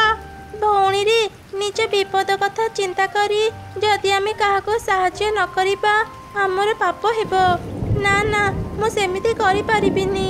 ମୁଁ ସେ ଗୋଲାପ ଗଛକୁ ସାହାଯ୍ୟ କରିବା ପାଇଁ କଥା ଦେଇଛି। ତୁ ଶୀଘ୍ର ମୋତେ ସେ ଛତାଟା ଆଣିଦେ। ବଡ଼ ଭଉଣୀର କଥା ଶୁଣି ସାନ ଭଉଣୀ ତାକୁ ଘର ଭିତରୁ ଛତା ଆଣିଦେଲା। ସେ ଛତା ଧରି ଚଢ଼େଇ ଛୁଆ ଗୋଲାପ ଗଛ ପାଖକୁ ଯିବା ପାଇଁ ବାହାରିଲା। ସେ କାଉର ଘର ରାସ୍ତା ଦେଇ ଯିବା ସମୟରେ କାଉ ତାକୁ ଦେଖି କହିଲା, ଆରେ ଏ ଚଢ଼େଇ ଛୁଆ, ଏ ଝଡ଼ ବର୍ଷାରେ ତୁ ଘରୁ କାହିଁକି ବାହାରିଛୁ କହିଲୁ? ବାପା ମା ତ ମରି ଯାଇଛନ୍ତି, ତତେ ବି କ'ଣ ମରିବାକୁ ଇଚ୍ଛା ହେଉଛି? ଯା ଘରକୁ ଫେରିଯା। କାଉ କାକା, ମୁଁ ଗୋଲାପ ଗଛକୁ ସାହାଯ୍ୟ କରିବା ପାଇଁ ଏ ଛତା ନେଇ ତା ପାଖକୁ ଯାଉଛି। କ'ଣ ହେଲା ଚଢ଼େଇ ଛୁଆ, ତୁ ଏତେ ବୋକା? ସେ ଗୋଲାପ ଗଛ ତୋର କ'ଣ କାମରେ ଆସିବ ଯେ ତୁ ତାକୁ ସାହାଯ୍ୟ କରିବାକୁ ଯାଉଛୁ? ତାଠୁ ଭଲ ହେବ ତୁ ମୋତେ ଛତା ଦେଇଦେ, ତା ବଦଳରେ ତୁ ମୋଠୁ 2ଟା ଫଳ ନେଇଯା, ଘରେ ବସି ଆରାମରେ ଖାଇବୁ। କାଉର ଏପରି ସ୍ୱାର୍ଥପରତା କଥା ଶୁଣି ଚଢ଼େଇ ଛୁଆ ତାକୁ ଆଉ କିଛି କହିଲାନି। ସେ ଛତା ଧରି ଗୋଲାପ ଗଛ ପାଖକୁ ଗଲା ଆଉ ଗୋଲାପ ଗଛ ଉପରେ ସେ ଛତା ରଖିଦେଲା। ଆରେ ବା ଚଢ଼େଇ ଛୁଆ, ତୋରି ଛତା ପାଇଁ ବର୍ଷା ପାଣିର ବଡ଼ ବଡ଼ ଟୋପା ମୋ ଉପରେ ଆଉ ପଡ଼ୁନି। ମୋତେ ଏବେ ଟିକେ ଆରାମ ମିଳିଲା। ତତେ କେମିତି କହି ଧନ୍ୟବାଦ ଦେବି ଜାଣିପାରୁନି। ନା ନା, ଧନ୍ୟବାଦ ଦେଇ ମୋତେ ଛୋଟ କରନି। ଜଣେ ବିପଦରେ ପଡ଼ିଲେ ତାକୁ ସାହାଯ୍ୟ କରିବା ଉଚିତ। ମୁଁ ତ ସେମିତି କଲି। ଏବେ ମୁଁ ଘରକୁ ଯାଉଛି। ଏମିତି କହି ଚଢ଼େଇ ଛୁଆ ଘରକୁ ଚାଲିଗଲା। ବର୍ଷା ଟିକେ ବି କମୁନଥିଲା। ପବନ ବର୍ଷାରେ ଜଙ୍ଗଲର ଅନେକ ଚଢ଼େଇଙ୍କ ଘର ଭାଙ୍ଗିଗଲା। ସେଇ ବର୍ଷାରେ 2 ଚଢ଼େଇ ଭଉଣୀଙ୍କ ଘର ବି ଭାଙ୍ଗିଗଲା। ଏ କ'ଣ ସର୍ବନାଶ ହେଇଗଲା ଦିଦି, ଆମ ଘର ଭାଙ୍ଗିଗଲା। ଏବେ ଆମେ କୋଉଠି ରହିବା? ତୁ ଚିନ୍ତା କରନି ଭଉଣୀ, ଚାଲେ ଜଙ୍ଗଲର ଚଢ଼େଇମାନଙ୍କ ପାଖକୁ ଯାଇ ସାହାଯ୍ୟ ମାଗିବା। କେହି ନା କେହି ତ ଆମକୁ ନିଶ୍ଚୟ ସାହାଯ୍ୟ କରିବେ। ଏମିତି କଥା ହେଇ 2 ଭଉଣୀ ପାଖରେ ରହୁଥିବା କାଉର ଘରକୁ ଗଲେ। କାଉ କାକା, ଏ ବର୍ଷାରେ ଆମ ଘର ଭାଙ୍ଗିଗଲା। ଦୟାକରି ଆମକୁ ତୁମ ଘରେ ଟିକେ ଆଶ୍ରୟ ଦେଇଥାଅ। ଏ ଚଢ଼େଇ ଛୁଆକୁ ଘରେ ରଖିଲେ ତା ଭଉଣୀକୁ ବି ରଖିବାକୁ ହେବ। ପୁଣି ସେ 2 ଜଣଙ୍କୁ ଖାଇବା ଦେବାକୁ ପଡ଼ିବ। ଏତେ ଝାମେଲା କରିହେବନି। ତମେ ଚୁପ୍ ରୁହ, ମୁଁ ସେମାନଙ୍କ ସହ କଥା ହେଉଛି। ହଁ, ତୁ ଠିକ୍ କହିଛୁ। ତୁ ଶୀଘ୍ର ଏମାନଙ୍କୁ ଏଠୁ ବାହାର କର। ନା ନା, ଆମେ ତତେ ଆମ ଘରେ ରଖିପାରିବୁନି। ଆମ ଘରେ ଟିକେ ବି ଜାଗା ନାହିଁ। ତୁ ତ ଭଉଣୀକୁ ନେଇ ଏଠୁ ଚାଲିଯା। କାଉ ମାନଙ୍କ କଥା ଶୁଣି ମନ ଦୁଃଖରେ 2 ଚଢ଼େଇ ଛୁଆ ସେଠାରୁ ଚାଲିଗଲେ। ସେମାନେ ଗୋଲାପ ଗଛ ପାଖ ଦେଇ ଯିବା ସମୟରେ ଗୋଲାପ ଗଛ ତାଙ୍କୁ ଦେଖି ପାଖକୁ ଡାକିଲା। ଆରେ ଚଢ଼େଇ ଛୁଆ, ତୁ ଘରେ ନ ରହି ଏମିତି ବର୍ଷାରେ ଭିଜି ଭିଜି କୁଆଡ଼େ ଯାଉଛୁ? ଏ ଝଡ଼ ବର୍ଷାରେ ଆମ ଘର ଭାଙ୍ଗିଗଲା। ଆଶ୍ରୟ ପାଇବା ପାଇଁ ଆମେ ସମସ୍ତଙ୍କ ପାଖକୁ ଗଲୁ, ହେଲେ କେହି ବି ଆମକୁ ସାହାଯ୍ୟ କଲେ ନାହିଁ। କ'ଣ ହେଲା? ଏ ଝଡ଼ ବର୍ଷାରେ ତମମାନଙ୍କ ଘର ଭାଙ୍ଗି ଯାଇଛି? ଚଢ଼େଇ ଛୁଆ, ତୋ ପାଇଁ ମୋ ଜୀବନ ଫେରି ପାଇଛି। ତମେମାନେ ଚିନ୍ତା କରନି, ମୁଁ ତମମାନଙ୍କ ରହିବାର ବ୍ୟବସ୍ଥା ଏବେ ହିଁ କରିଦେଉଛି। ଗଛ ଭାଇ, ଓ ଗଛ ଭାଇ, ମୋ କଥା ଟିକେ ଶୁଣ। ଏ 2 ଚଢ଼େଇ ଛୁଆଙ୍କ ଘର ଏଇ ବର୍ଷାରେ ଭାଙ୍ଗି ଯାଇଛି। ଦୟାକରି ଏମାନଙ୍କୁ ତୁମ ଗଛ କଡ଼ରେ ଆଶ୍ରୟ ଦେଇଥାଅ। ହଁ ହଁ, ମୁଁ ଦେଖିଛି ତ ବିପଦ ସମୟରେ ଏ ଚଢ଼େଇ ଛୁଆ ତତେ ଅନେକ ସାହାଯ୍ୟ କରିଛି। ମୁଁ ବି ଏମାନଙ୍କୁ ନିଶ୍ଚୟ ସାହାଯ୍ୟ କରିବି। ତମେମାନେ ଶୀଘ୍ର ମୋର ଏ କରଡ଼ ଭିତରକୁ ଚାଲି ଆସ। ବର୍ଷା ଛାଡ଼ିବା ଯାଏଁ ତମେମାନେ ଆରାମରେ ଏଠି ରହିପାରିବ।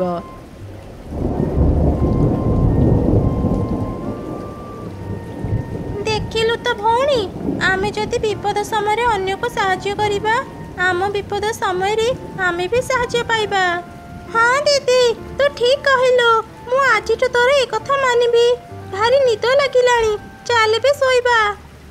ତାପରେ 2 ଭଉଣୀ ଆରାମରେ ସେ ଗଛ କରଡ଼ରେ ଶୋଇଗଲେ।